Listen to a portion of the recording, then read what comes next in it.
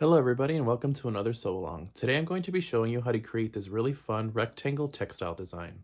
In this example, as you can see here, I have a tote bag that I cut rectangles of blue denim and used my stitches on my sewing machine to embellish each of the rectangles. Let's take a closer look inside of the bag.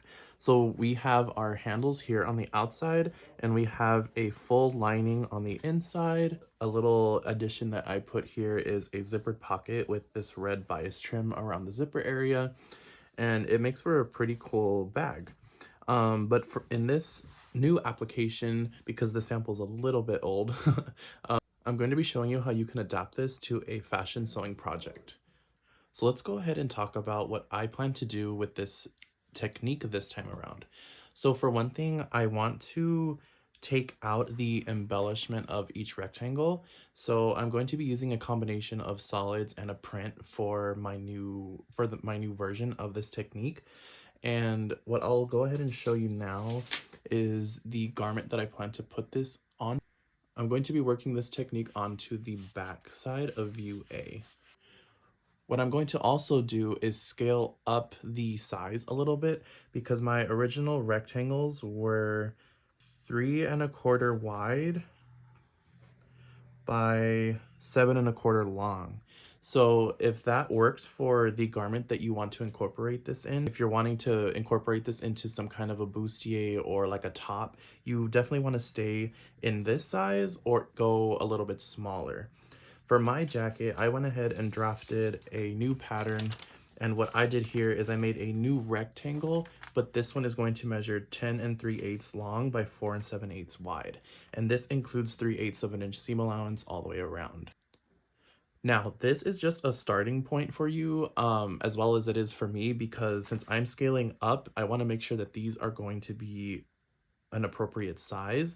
So you can actually just draft this size to start, or draft the 3¼ by 7¼ measurements, and then either scale up or down depending on the garment that you're trying to create. But if you're using a print, you want to also make sure that these rectangles are large enough to catch the design depending on, again, the scale of that print, if that makes sense. So you don't want to use an oversized print and have little rectangles. So now we're going to go ahead and start putting our rectangles together. So as you can see here, I have cut all of my rectangle patterns out of all of the colors that I'm going to be using. And in this case, I'm going to be mixing my solids with a print. A general rule of thumb that I use to know how much to cut is to cut maybe a handful, like maybe about 10 pieces of each color, and then start arranging them. And then as you start to sew them together, it will let you know if you need to cut and sew more. Now what we're going to do is you are going to take all of your rectangles and start arranging them in the order that you want them to appear in. And just so you have a better idea, this is the pattern piece that I am going to be putting this textile onto. It is actually on the fold. So as you can see, we have this much space. And just for your reference, it is going to be about 24½ inches wide at the widest point. So from the neck down to the hem is 37. So we are filling up a 24½ inch wide by 37 inch long space. So as you can see in mine that I have already started, I have already sewn 2 rows. And I'm going to go ahead and show you how to start the sequence. So I'll put this off to the side for right now. This is what our first row is going to end up looking like. This is my sewn sample. So what you're going to do first is you're going to take your rectangle, in my case my navy blue, and I'm going to butt it up against the bottom of this green rectangle that's going at a more diagonal spot. And you're going to pull back this rectangle, my green rectangle in this situation, and you're going to sew this seam, but the kicker here is that you're going to leave 3/8 of an inch open from this side. And there's a very good reason for this. The easiest way to do this is to just mark it with an X or a crosshair, and this will give you the exact spot to start stitching. And in this case, you can go ahead and stitch all the way to the end. And that's what creates this seam here. Now, for this other seam that connects this green rectangle to this green rectangle, you're going to pin it right sides together, and then you're going to leave this end open at 3/8 of an inch. Start stitching here and go all the way to the end. Now it is so crucial to be leaving 3/8 of an inch open in these key areas. For my black rectangle, it's kind of the same thing. So you're going to pull it back, pin it right sides together, and in this case, you're going to leave this bottom edge open at 3/8 of an inch. Start stitching here and go all the way to the end, back stitching and cutting your thread. And this is what creates your first row of this pattern. All right, so let's talk about how we join this row to this row. Now this part, I wouldn't say is too challenging, but you definitely need to pay attention to the sequence of how we're going to be stitching them together. So to begin with, what you're going to do is we are going to sew this seam first. So what you're going to do, and make sure that you have some pins on hand, you're going to take this side where my black rectangle is, and you're going to pin it right sides together to the next row. So as you can see here, I have my green rectangle, there's a seam, and then my navy blue rectangle. And you are going to pin it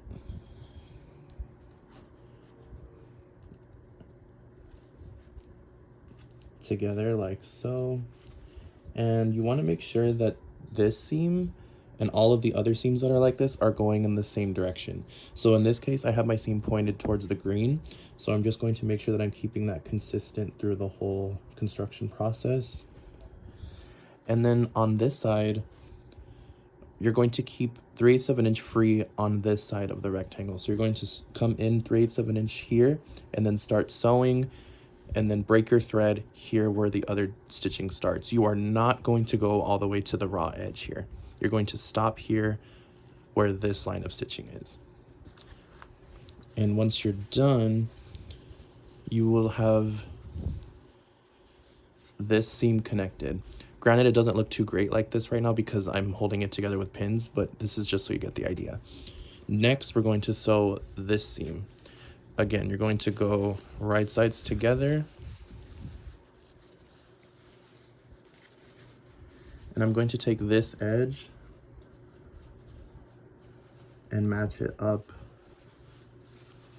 I'm going to match it with the other green rectangle. I'm going to match the bottoms. And this just makes sure that it's gonna hold, that my pin will hold it in place. So that way I can pin the rest of this edge. So you can see here, this is what I have so far. And then you'll place a pin here. Something that makes it easy for this part is if you sew from this side, because you can see where this line of stitching starts. So again, you're going to start stitching where this line ends and go all the way to where this line ends. And this will create that nice little corner. And just to summarize, that what we just did is what will sew these pieces together. Now for this seam, you're going to again flip it back to the inside. You're going to take this green rectangle and butt it up to the raw edge of my navy blue rectangle.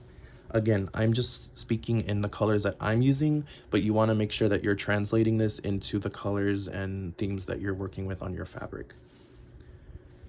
So you'll do this and then place a pin.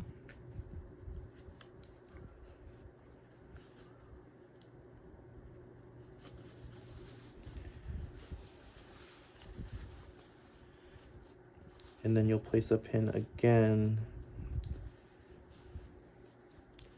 right in the middle, and making sure that this seam is nice and smooth and it's going in the correct direction. In this case, it's going to be going to the left side. And then you will pin that into place like so. And when we flip it back to the outside, and then of course, once it's sewn together, you won't see raw edges like this. And then once it's sewn together, that's what creates this diagonal seam. And then for this seam, again, right sides together, making sure that your seam is going in either the left or the right. It doesn't really matter which direction they're going as long as you're keeping that consistent through the construction process. Then once you get to this side, again, you're going to stop 3/8 of an inch before the raw edge. And with that, that will connect your one row to the next row. So once you have sewn your first 2 rows together, you're going to repeat the process of sewing together one row and then stitching that row to the next row. You're going to repeat this until you have enough fabric to cover your pattern piece or whatever it is that you're going to cut from this. In my case, I need enough to be able to fill up my middle jacket panel like I showed you earlier. So I'm going to go ahead and continue sewing. And another thing too is as you're connecting your rows, you want to make sure that you are giving this a really good press. Use lots of steam, and if you need to, you can even do some top stitching in certain places to hold stuff flat. I'm not going to be doing that. I'm just going to be making sure that I'm pressing it really well because I want a nice flat and clean finish. So I'm going to go ahead and continue sewing my rows together, and I will come back once I have everything together and ready to cut. All right, so once you sew all of your rectangles together, this is what you're going to end up with. And first and foremost, I want to say to not pay attention to these 3 rectangles on this side. These 3 weren't originally here, but I'll explain why they're there in just a second. So you're going to end up with these rectangles that are sewn together, and with the technique that I showed you, you get nice clean points. I gave this a really good press and steam, and yeah, we are good to go. So what you're going to do is you're going to place your pattern piece or whatever shape that you're cutting this out of onto this fabric. So in my case, I'm going to be cutting my back panel of my jacket. So as you can see here, this is my back piece, right? And what I'm going to do is center all of my points. So these ones going all the way down the piece, those are going to be in line with center back. So what I'm going to do is I'm going to place my pattern piece, my top here in the intersection where the other rectangle would be, right? And I'm going to move my piece down and continue. My center back is in line with the point here. And I'm going to place a pin and continue this all the way down. Let's go ahead and talk about what was happening in this corner here. So originally when I sewed all of my patches together, or all my rectangles together, this part of my shoulder and my armhole here was hanging off of the fabric. But you'll also notice that I still have some hanging off here. But what I'm going to do is cut some of this green off and bring it over here and stitch it to this side. But if you have scraps left over from the rectangles that you cut, that's what you can put here. That's all I did, and just kind of made it make sense with what the pattern was already having in it, if that makes sense. I won't have anything hanging off of my pattern here, and we'll have fabric in these areas, and we'll be able to get all of the edges that we need all the way around. Once you have your pattern in position and you have pinned it down to the fabric, you can go ahead and cut all the way around it using scissors or a rotary cutter. So after you are done cutting, at this point you also want to make sure that you have transferred all of your markings such as notches and darts. Once you have done all of this, you can go ahead and begin constructing your garment following your pattern instructions. Thank you for watching, and see you next time.